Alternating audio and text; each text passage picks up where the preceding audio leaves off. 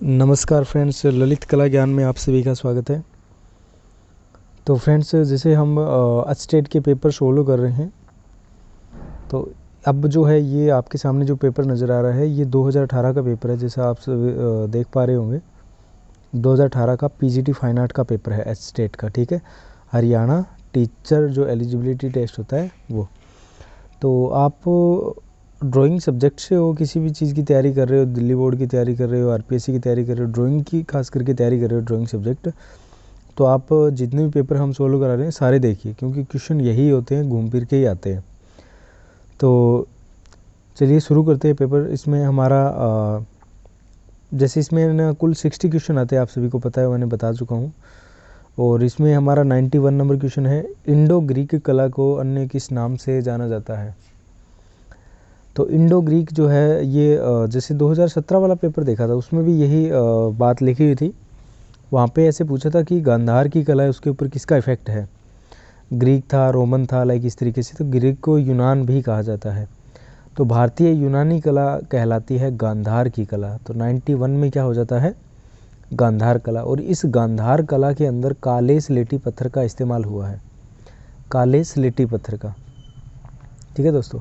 काले स्लेटी पत्थर का इसमें इस्तेमाल हुआ है। इंडो ग्रीक इसको बोलते हैं, गांधार को। फिर उसके बाद में नेक्स्ट क्वेश्चन पर चलते हैं। आप इंग्लिश वाले हैं, साथ में इंग्लिश में भी देख लेना। भाव कला में क्या व्यक्त करता है। भाव जो है वो कला में क्या व्यक्त करता है। भाव से क्या होती है, अभिव्यक्ति होती है, आनंद होता है, लय होता है, परिवर्तन होता है। तो भाव जो है वो कला में आनंद, भाव से हमें क्या मिलता है, आनंद अनुभूति होती है, आनंद की अनुभूति होती है, ठीक है। तो वैसे भाव जो होता है, एक आप ये चीज़ ध्यान रखना कि भाव से क्या होती है, अभिव्यक्ति होती है। भाव से अभिव्यक्ति होती है, एक्सप्रेशन मिलते हैं हमें। लेकिन एस्टेट ने क्या माना है, इसका प्लेजर माना है, आनंद माना है। भाव कला में क्या व्यक्त करता है, आनंद व्यक्त करता है।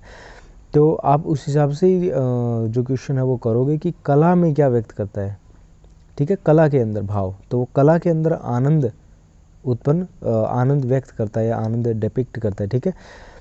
उसके बाद में फिर नेक्स्ट क्वेश्चन है, कर्णवत रेखाएं प्रतीक हैं। कर्णवत रेखाएं कौन सी होती है।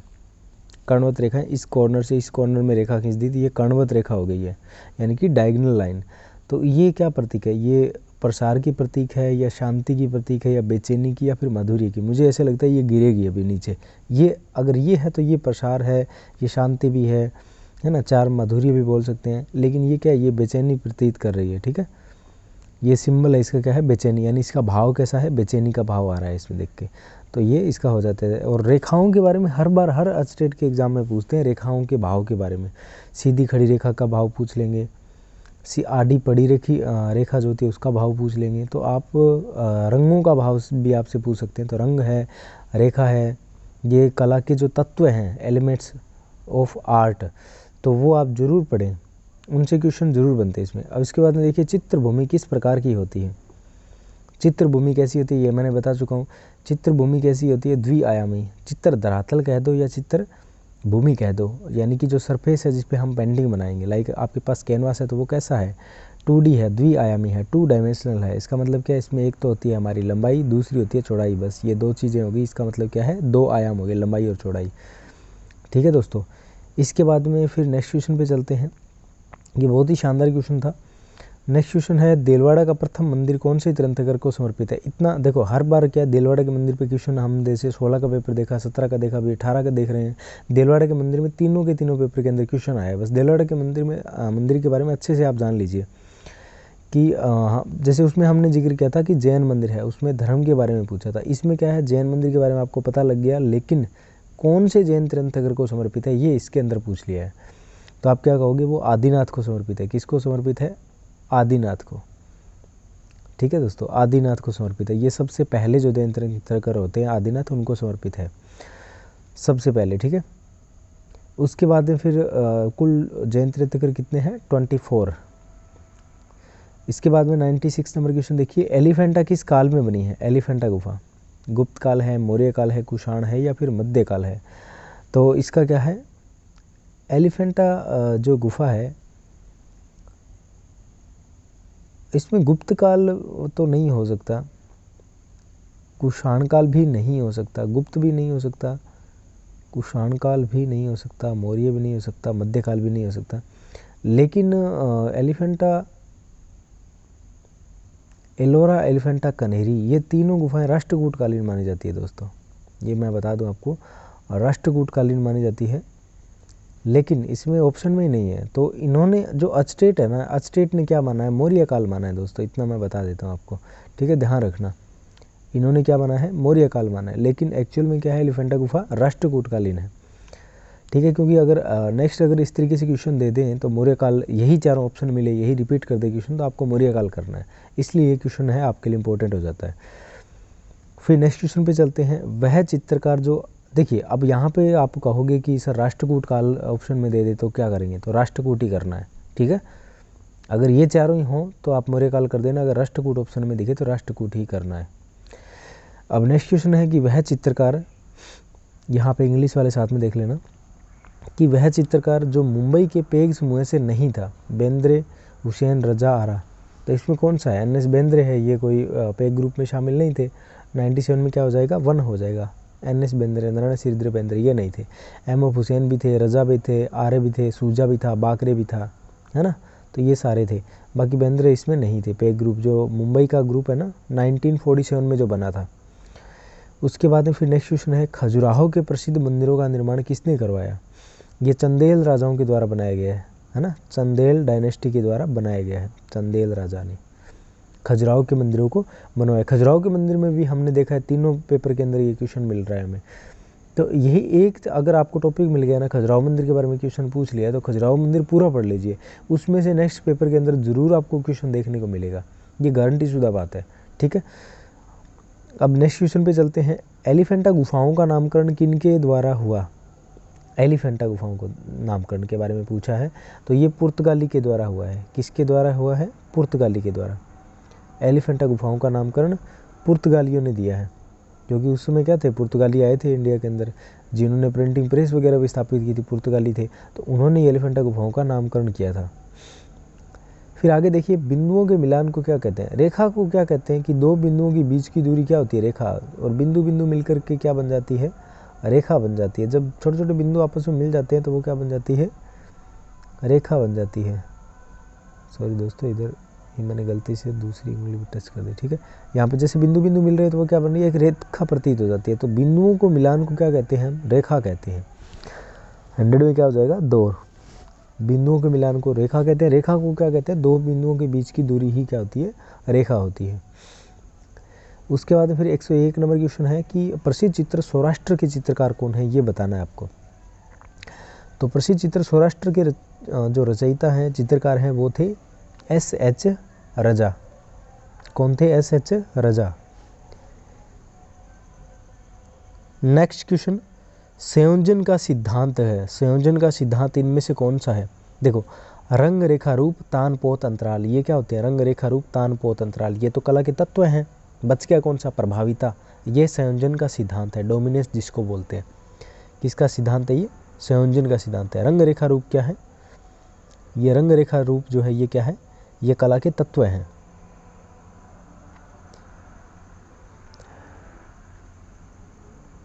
फिर नेक्स्ट क्वेश्चन, 1800 ग्रुप जो 1890 है उससे संबंधित कलाकार के बारे में हमसे पूछा है कि वो is related to the group of 1890। 1890 जो ग्रुप है उससे रिलेटेड कौन इनमें से कलाकार है। तो इनमें से जो कलाकार है वो कौन है, हिम्मत शाह है।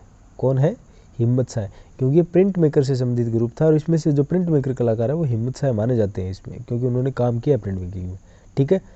ग्रुप 1890 से संबंधित कौन है, हिम्मत शाह है। फिर नेक्स्ट क्वेश्चन पे चलते हैं। शिव का विस्पान चित्र किसने चित्रित किया। बहुत ही फेमस पेंटिंग है ये, किसके द्वारा बनाई गई है, नंदलाल बोस के द्वारा बनाई गई पेंटिंग है, ठीक है। Who painted Shiva drinking the poison, Nandlal Bose. उसके बाद में फिर नेक्स्ट क्वेश्चन पे चलते हैं। रोककट मंदिर पंच पांडव रथ कहाँ स्थित है। पंच पांडव रथ, देखिए, द्रौपदी, अर्जुन, भीम, युधिष्ठिर, नकुल, सहदेव, ये जो रथ बने हुए कहाँ पे बने हुए, महाबलीपुरम में बने हुए हैं, कहाँ पे है, महाबलीपुरम में। महाबलीपुरम में दोनों पेपर हमने देखे 16-17 वाले, 18 वाला देख रहे हैं, तीनों में ये महाबलीपुरम के अंदर क्वेश्चन जो है वो आ रहा है हर बार।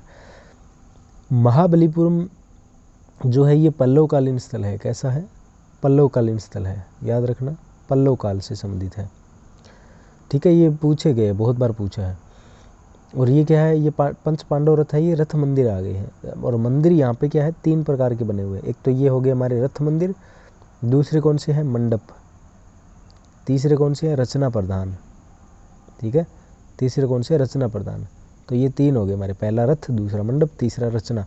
अब इन तीनों का मतलब क्या है, रथ मतलब रथ की आकृति का बना हुआ मंदिर, मंडप वो होता है लाइक जैसे अजंता की गुफाएं किस तरीके से खुरेदी गई है ना, पूरे पहाड़ के अंदर, पत्थर के पहाड़ है, उस पहाड़ के अंदर खुरेद दी गई है, तो अंदर खुरेद के जो मंदिर बना दिया वो मंडप हो गया।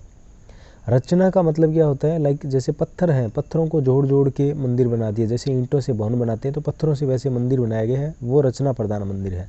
तो ये 3 प्रकार के मंदिर देखने को मिलते हैं कहाँ पे, महाबलीपुरम में, जो पल्लवकालीन स्थल माना जाता है। उसके बाद में नेक्स्ट क्वेश्चन पे चलते हैं। महिषासुर मर्दिनी दुर्गा है, ये एलोरा की किस गुफा में है, ये हमसे पूछा है। तो इसमें क्या होगा, ये गुफा संख्या 16 में है। किस में है, गुफा संख्या 16 में। 106 में क्या हो जाएगा, 1 नंबर। तो एलोरा गुफा के बारे में पूरा डिटेल से देख लीजिए, कौन सी गुफा में कौन सी, ये ज़्यादा नहीं है, पूरी हर एक गुफा के बारे में नहीं है, ये थोड़ी गुफाएं हैं मात्र जिनमें ये चीज़ें बनी हुई है, ठीक है। तो वो मेन है, आप देख लीजिए। फिर पूछा है कि मीनाक्षी मंदिर कहाँ पे है, तो मीनाक्षी मंदिर मदुरई में है। कहाँ पे है, मदुरई में। Where is the Meenakshi temple located, तो ये कहाँ पे है, मदुरई में। और ये द्रविड़ शैली में बना हुआ मंदिर है। इस मंदिर के आगे है ना, जैसे मैंने बताया था कि द्रविड़ शैली के जो मंदिर होते हैं उसके आगे क्या होता है, जलाशय बने हुए हैं और तोरण द्वार भी बने हुए हैं।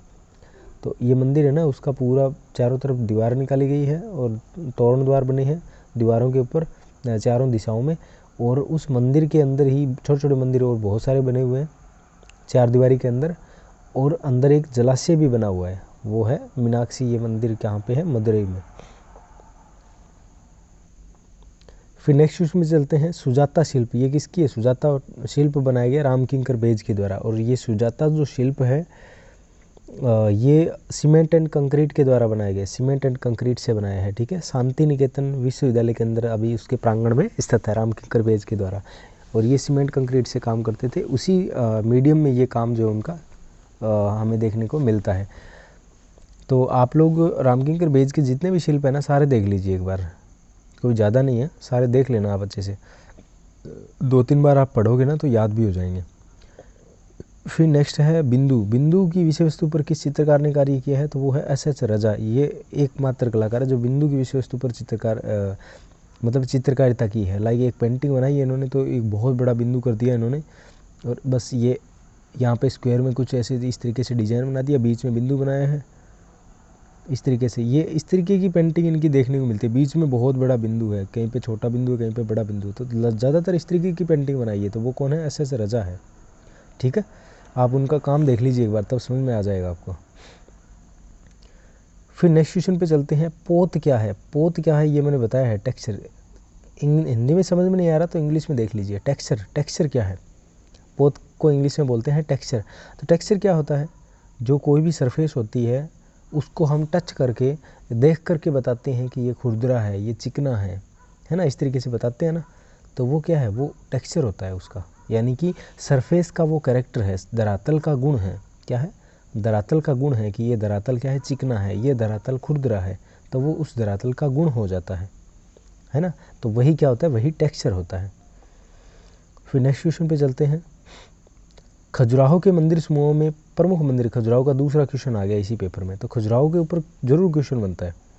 खजुराहो के मंदिर समूहों में प्रमुख मंदिर कौन सा है, यही क्वेश्चन रिपीट है दोस्तों, 2016 वाले पेपर में भी ये क्वेश्चन था। तो कौन सा है, कंद्रिया महादेव मंदिर है, कंद्रिया महादेव मंदिर खजुराहो का है। इन मंदिर समूहों के अंदर सबसे जो प्रमुख मंदिर है ना, वो मंदिर है कंद्रिया महादेव मंदिर, 111 में 2। तो याद रखना क्वेश्चन क्या है, रिपीट भी होते हैं। इसके बाद में फिर नेक्स्ट क्वेश्चन है, यामिनी रॉय किससे प्रभावित थे, यामिनी रॉय तो जैसे इसमें क्या है, काली घाट के पट्टचित्र लिखा है ना, इस काली घाट के पट्टचित्र से प्रभावित थे यामिनी रॉय, ठीक है, काली घाट के पट्टचित्र से। फट चित्रण कहाँ पे होती है दोस्तों, फट चित्रण कहाँ पे होती है? काली घाट कहाँ पे? कलकत्ता में। और कलकत्ता की काली घाट पेंटिंग बनती है, वहाँ के काली घाट पट्ट चित्रों से ये प्रभावित है, यामिनी रॉय, जेमिनी रॉय। फट चित्रण होती है राजस्थान के शाहपुरा में, और शाहपुरा पड़ता था पहले भीलवाड़ा ज़िले में। जैसे अभी राजस्थान में कई नए सारे ज़िले बन गए, तो शाहपुरा भीलवाड़ा ज़िले के अंदर आता था, लेकिन अब क्या है, शाहपुरा अलग से ज़िला बन गया है। तो शाहपुरा ज़िले में, राजस्थान के शाहपुरा ज़िले में ये फट चित्रण होता है, ठीक है। मधुबनी कहाँ की है? बिहार की पेंटिंग है, बिहार की लोक कला पेंटिंग है। अभ्रंश शैली आपको पता ही है, मध्यकाल की शैली है, मध्यकाल की स्टाइल है। फिर नेक्स्ट क्वेश्चन है, प्रसिद्ध चित्र मदर टेरेसा के चित्रकार का नाम क्या है? ये तो आप आराम से बता ही दोगे, कौन होंगे? एम.एफ. हुसैन है, मदर टेरेसा की पेंटिंग इन्होंने बनाई है। 113 में क्या हो जाएगा? 4 हो जाएगा। फिर 114 में क्या है? भारतीय चित्र षडांग में वर्ण सामंजस्य को किस नाम से संबोधित किया है? वर्ण यानी कि रंग, यहाँ पे देखिए कलर को किस नाम से संबोधित किया है? 6 लिम्स ऑफ इंडियन पेंटिंग। मैंने 2016 वाले पेपर में भी बोला था कि 6 लिम्स ऑफ इंडियन पेंटिंग आप गूगल करो और वो सूत्र है वो रट लो, आप याद कर लो, हिंदी में देख लो, आप हिंदी में लिखो भारतीय चित्र षडांग लिख के गूगल सर्च करो, और एक फॉर्मूला आएगा, रूप भेदा प्रमाणानी भाव लावण्य योजनम सादृश्यम वर्णिका भंग इति चित्र षडंगम। तो वर्णिका भंग क्या है? वर्ण सामंजस्य, रंग के बारे में शब्द आता है ये 114 में 1। वो सूत्र याद कर लो, हर बार एक क्वेश्चन आता है स्टेट के अंदर, तो वो जरूर आपका सही होगा क्वेश्चन। अब देखिए मामल शैली, मामल मतलब है महाबलीपुरम, उसको मामलपुरम भी बोलते हैं, महाबलीपुरम भी बोलते हैं। रथ मंदिर कहाँ पे है? मैंने अभी बताया था, कहाँ पे है? महाबलीपुरम में रथ मंदिर, क्योंकि वहाँ पे 3 प्रकार के मंदिर देखने को मिलते हैं, रथ मंदिर, मंडप और रचना प्रदान। ये कहाँ पे है? महाबलीपुरम में। पल्लवकालीन स्थल है। महाबलीपुरम का दूसरा नाम है मामलपुरम, पहले इसको मामलपुरम कहते थे, मामलपुरम। फिर नेक्स्ट क्वेश्चन पे चलते हैं। जब किसी चित्र में छाया प्रकाश और परछाई का निरूपण किया जाता है तो वह चित्र होता है, यानी कि जब कोई भी जैसे चित्र बनाए उसमें हम छाया प्रकाश दर्शा देते हैं, परछाई दर्शा देते हैं, तो वो चित्र कैसा लगता है, मतलब क्या बन जाता है? वो चित्र क्या है? त्रिआयामी हो जाता है, 3 डायमेंशन आ जाता है। जैसे कि यहाँ पे सीधा एक ऐसे बनाया है, इसमें क्या है, हम जैसे छाया प्रकाश दर्शाएंगे, ठीक है, यहाँ पे इसकी छाया प्रकाश, ये छाया हमने इधर बना दी है इस तरीके से, तो ये शेडो बना देते हैं, तो इसको क्या है, ये उभरा हुआ भाग, ये गहराई नज़र आती है अंदर, तो वो 3D दिखने लग जाता है, 3 डायमेंशन, गहराई दिखने लग जाएगी, लंबाई चौड़ाई है तो ऊंचाई दिखने लग जाएगी, तो वो क्या हो जाता है, तीसरा आयाम आ जाता है उसमें, इसलिए क्या है, त्रिआयामी प्रभाव हो जाता है उसके अंदर। तो इसमें क्या हो जाएगा? 4 नंबर। स्केच की क्या विशेषता है? The quality of sketch, sketching क्या होती है? स्केचिंग जैसे अगर हम कहते हैं, जैसे स्केच होता है ना, स्केच में ड्राइंग होती है, ड्राइंग में क्या है, रियलिस्टिक तरीके से काम कर रहे हैं, आराम से धीरे धीरे काम कर रहे हैं, लेकिन स्केचिंग के अंदर फास्ट काम करना होता है। कैसे काम करना होता है? फास्ट। तो तीव्र प्रवाह पद्धति होती है, वो तीव्र मतलब स्पीड में स्केचिंग बनानी होती है, स्पीड में स्केच बनानी होती है, ठीक है। तो स्पीडियर स्पॉन्टेनियस ड्राइंग मेथड, ये 4 नंबर सही हो जाएगा।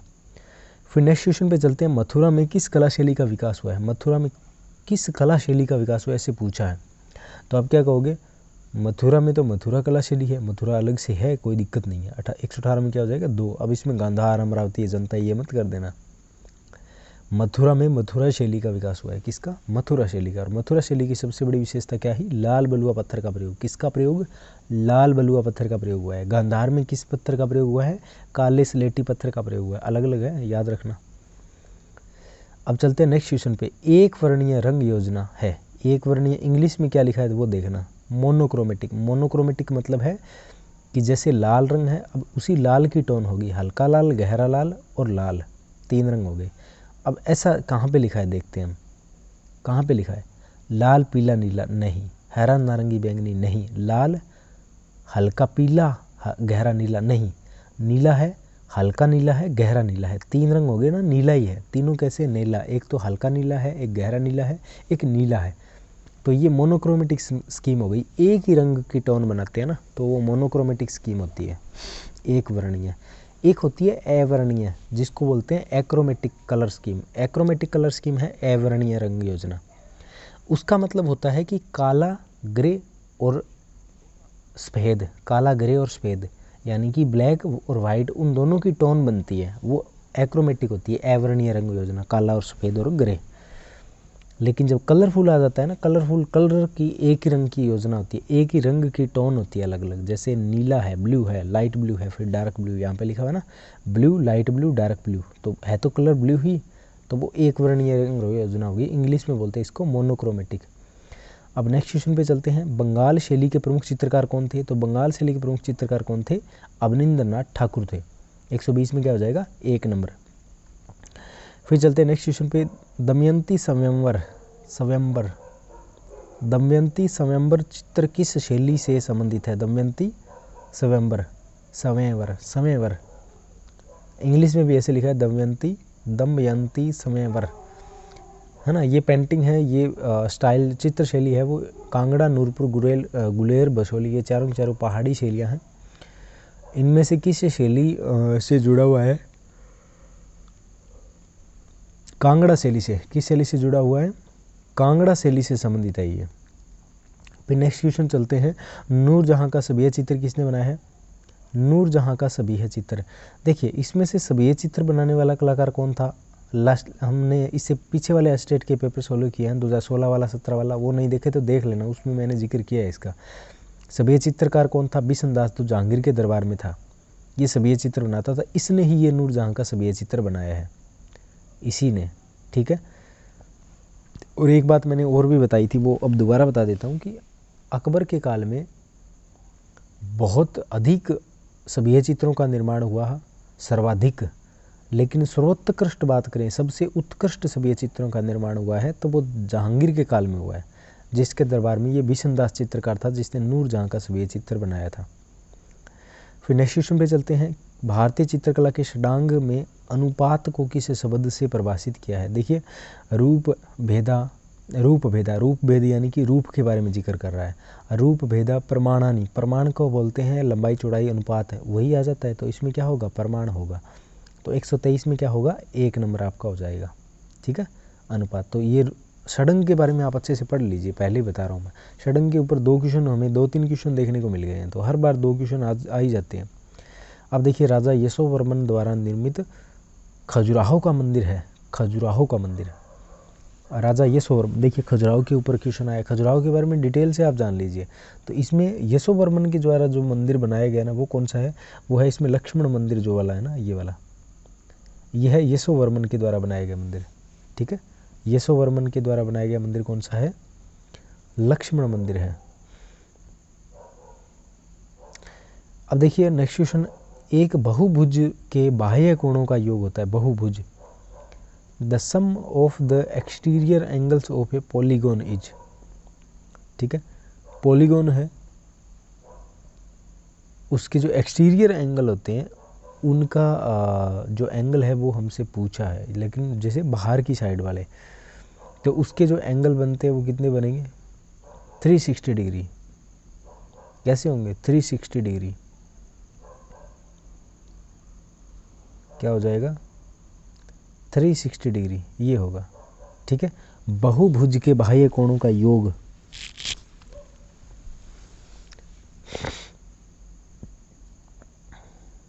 एक पॉलीगॉन है, देखो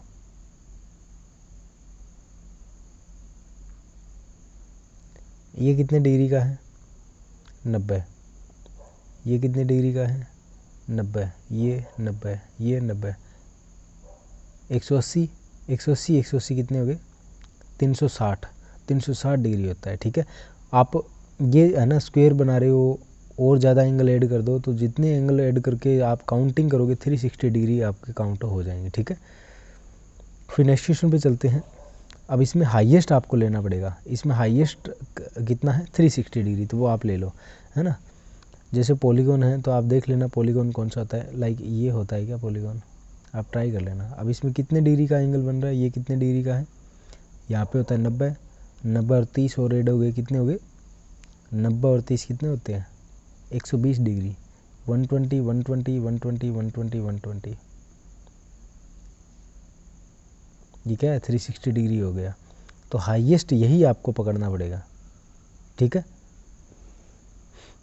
आप एक बार ये है ना थोड़ा सा और चेक कर लेना। अब देखिए द ट्री ऑफ लाइफ कलाकृति किसने बनाई है? ये बहुत शानदार क्वेश्चन पूछा है। द ट्री ऑफ लाइफ, पेड़ की जिंदगी, ट्री ऑफ लाइफ, जिंदगी, ट्री ऑफ लाइफ, जिंदगी का पेड़, इस तरीके से आप कह सकते हैं, ट्री ऑफ लाइफ, जिंदगी का पेड़, ठीक है। तो ये कलाकृति किसने बनाई? इंग्लिश में ऐसे लिखा है ट्री ऑफ लाइफ। देखो इंग्लिश वाला ही यहाँ पे हिंदी में ट्रांसलेट करके नहीं लिखा है, सीधा इंग्लिश वाला ही शब्द लिख दिया, ट्री ऑफ लाइफ। यहाँ पे देखिए ट्री ऑफ लाइफ, तो थोड़ा इस तरीके से ये लिख देते हैं। तो ये किसकी है? सतीश गुजराल की। किसकी है? Satish Gujral. Tree of life कलाकृति किसने बनाई थी? सतीश गुजराल। फिर नेक्स्ट क्वेश्चन देखिए नीचे, अनवार सुहेली पुस्तक किसके शासनकाल में चित्रित हुई थी? ये क्या है? अनवार सुहेली, ये अकबर के काल में। हिंदू चित्रांकन किसके काल में हुआ है? आपको पता होगा, ये अकबर के काल में हुआ। हिंदू जितने भी है ना वो सारे के सारे अकबर के काल में महाभारत का रजमनामा से अनुवाद हुआ है। ये अनवार सुहेली ग्रंथ है जिसका चित्रांकन हुआ था, अलग अलग नाम से हुआ था। तो ये अकबर के काल में हुआ है। किसमें? अकबर के काल में। अब देखिए ये कुछ डायमेंशन, डिस्टेंस वगैरह, ये कुछ क्वेश्चन इस तरीके के भी आ रहे हैं। बिंदु 2, 3 की एक्स अक्ष पर कितनी दूरी है? बिंदु 2 3 की एक्स अक्ष पर कितनी दूरी है? तो इसमें क्या है? इसमें 3 माना है। कितनी माना है? 3। 128 में 3, सॉरी 128 में ये हाँ 3 माना है, मतलब 2 नंबर ऑप्शन 3, ठीक है। अब नेक्स्ट क्वेश्चन पे चलते हैं। भारतीय चित्रकार का नाम बताएं जो यूरोपीय शैली से प्रभावित हों। ऐसा कौन सा कलाकार है? तो आप सभी को पता है, ये मैंने बताया था कि जो यूरोपियन स्टाइल में काम करते थे वो कौन थे? राजा रवि वर्मा थे। वहाँ की जो ऑयल कलर की जो टेक्निक है उसमें काम करते थे, लेकिन भारतीय पौराणिक कथाओं को इन्होंने चित्रांकित किया था राजा रवि वर्मा ने। कोई भी स्कूल से जुड़े हुए कलाकार नहीं थे। केरल के किल्लीमनूर में इनका जन्म हुआ था, ठीक है। और गुजरात के अंदर, बड़ौदरा के अंदर इनको सानिध्य मिला था जो गायकवाड़ थे उनके राजाओं का, और उनके अंडर में रहकर उन्होंने उनके दरबारी चित्रकार के रूप में वो वहाँ पे लगे थे और काम भी किया था। स्टूडियो भी है वहाँ पे उनका बना हुआ। अब 130 पे चलते हैं। श्रम की विजय शिल्प की रचना, श्रम की विजय इंग्लिश में लिखा है ट्रिम्फ ऑफ लेबर, हिंदी में लिखा है श्रम की विजय। ये मूर्तिकार किसके द्वारा बनाई गई है? देवी प्रसाद राय चौधरी के द्वारा। डीपी राय चौधरी यानी कि देवी प्रसाद राय चौधरी। जो Madras school of art college खुला था ना, मद्रास वाला, चेन्नई वाला 1850 में, उसके पहले भारतीय प्राचार्य यही थे। लेकिन सबसे पहले जो प्राचार्य बने थे वो थे ईवी हवेल, लेकिन जो भारतीय प्राचार्य थे वो थे डीपी राय चौधरी, देवी प्रसाद राय चौधरी। इन्होंने ही ये श्रम की विजय बनाई है। और वहीं मद्रास यानी चेन्नई के अंदर ही मरीना बीच के ऊपर ये लगी हुई है। उसकी एक और कॉपी है दूसरी, जो राष्ट्रीय संग्रहालय, नेशनल जो गैलरी ऑफ मॉडर्न आर्ट है ना, नगमा जो है, National Gallery of Modern Art NGMA जिसको बोलते हैं, वहाँ पे लगी हुई है। और एक मेन जो कृति है वो कहाँ पे है? मरीना बीच चेन्नई पे है। मजदूर दिवस के अवसर पर ये जो कृति है वो तैयार की गई थी। और कांस्य मीडियम रखा है। कौन सा है? कांस्य, ब्रॉन्ज जिसको बोलते हैं। फिर नेक्स्ट क्वेश्चन पे चलते हैं। मोहनजोदड़ो से प्राप्त नर्तकी किससे निर्मित है? ये भी किससे है? ताम्र नहीं, कांस्य से है, ब्रॉन्ज से है, ठीक है। 131 में क्या हो जाएगा? 3, यानी कि कांस्य से बनी हुई है। उसके बाद फिर नेक्स्ट क्वेश्चन है, निहालचंद कलाकार किस शैली से संबंधित है? बहुत ही शानदार क्वेश्चन है। ये चीज़ जैसे ये अलग थोड़ा सा, उसमें किशनगढ़ शैली के बारे में क्वेश्चन बना था, तो वो मैंने उसमें बनी ठनी के बारे में बताया, किसने चित्र बनाया। तो वो सारी चीज़ें आप एक क्वेश्चन को अच्छे से सुन रहे हो ना, तो अगले क्वेश्चन ऑटोमेटिकली आपके सही हो जाएंगे। मोर ध्वज निहालचंद पूरा नाम है। ये किशनगढ़ शैली के कलाकार है। इन्होंने बनी ठनी नाम की पेंटिंग बनाई थी। किशनगढ़ शैली के राजा सावंत सिंह राजा हुआ करते थे, जिनके संरक्षण में किशनगढ़ शैली पली फूली, ठीक है। और बाकी मैंने उस वीडियो के अंदर बताया भी आपको। फिर नेक्स्ट क्वेश्चन पे चलते हैं। बंगाल कला शैली किस तकनीक से जानी जाती है? बंगाल शैली वॉश चित्रण, वॉश टेक्निक के रूप में जानी जाती है। किसकी टेक्निक के रूप में? वॉश। 133 में 3 ऑप्शन सही हो जाएगा, 3 नंबर।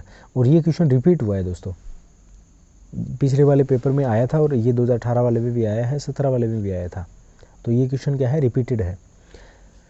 इसके बाद फिर नेक्स्ट क्वेश्चन है, आईने अकबरी की रचना किसने की थी? अबुल फजल ने। 134 में क्या हो जाएगा? 3। तो ये मुगल कला आप पढ़ लीजिए, मुगल शैली, उसमें सारी क्वेश्चन आपके मिल जाएंगे। अब देखिए गंगावतरण पूछा है कि गंगावतरण भागीरथ तपस्या, अर्जुन की तपस्या भी बोलते हैं इसको, गंगावतरण भी बोलते हैं, भागीरथ तपस्या भी बोलते हैं, अर्जुन की तपस्या भी बोलते हैं। ये 3 नाम है इसके। और ये ग्रेनाइट पत्थर पे बना हुआ है। ये है महाबलीपुरम में, मामल्लपुरम में, पल्लवकालीन जो स्थल है ना वहाँ पे है। एक चट्टान के ऊपर ये उकेरा गया है शिल्प महाबलीपुरम में। ठीक है दोस्तों। इसके बाद में फिर नेक्स्ट क्वेश्चन है, किसके संरक्षण में रजमनामा का चित्रण हुआ। देखिए अभी मैंने ऊपर जिक्र किया था कि रजमनामा महाभारत का फारसी अनुवाद अकबर के काल में, ये रजमनामा क्या है, महाभारत का फारसी अनुवाद है। और ये हिंदू जो ग्रंथ है उनका अनुवाद करवाया गया था अकबर के काल में, चित्रण भी हुआ था उनका। ठीक है।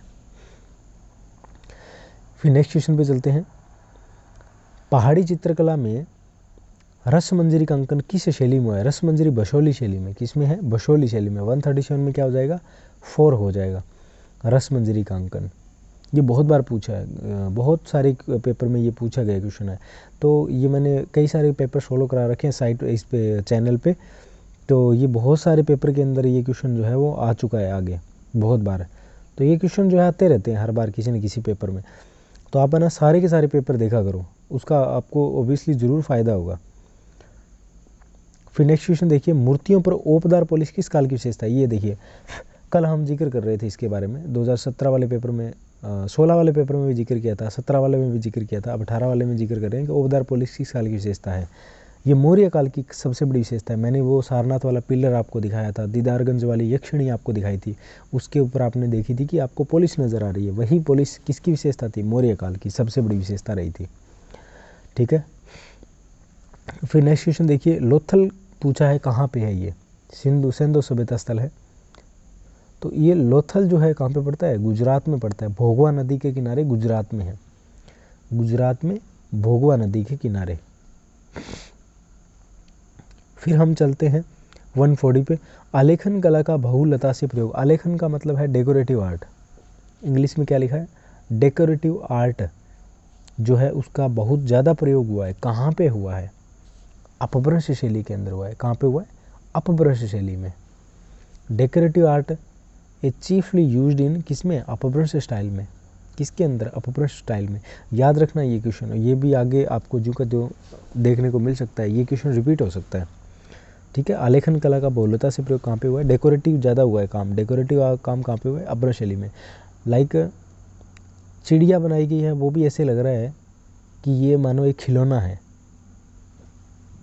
ना, इस तरीके से बहुत ज़्यादा डेकोरेटिव कर दिया गया है। अपभ्रंश शैली तभी उसका नाम पड़ा था अपभ्रंश।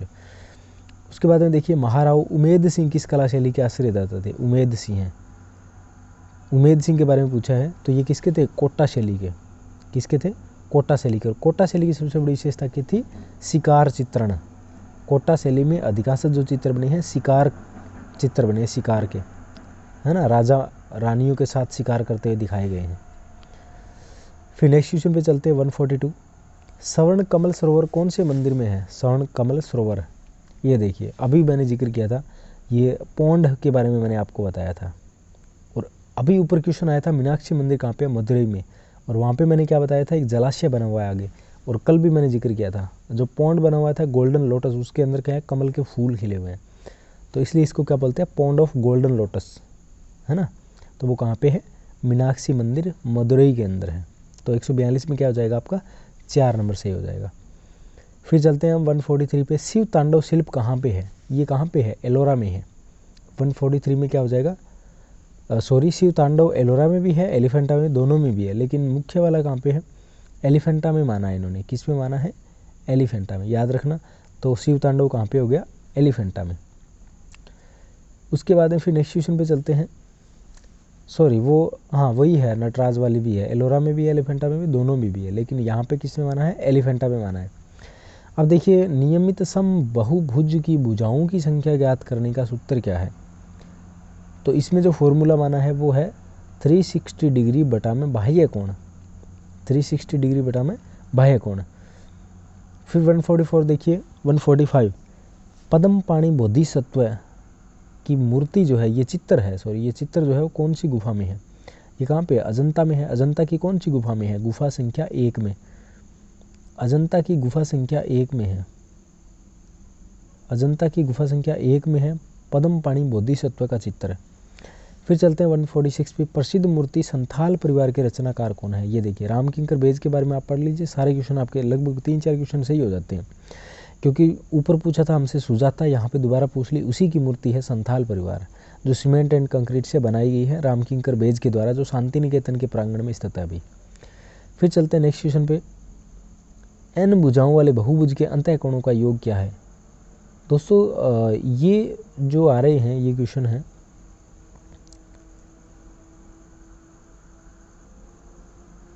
तो आपके टीजीटी पीजीटी के अंदर ये ऐसे जो कुछ लगता होगा, ये व्यवहारिक कला वगैरह कुछ होती है, उसका भी नाम मुझे याद नहीं आ रहा।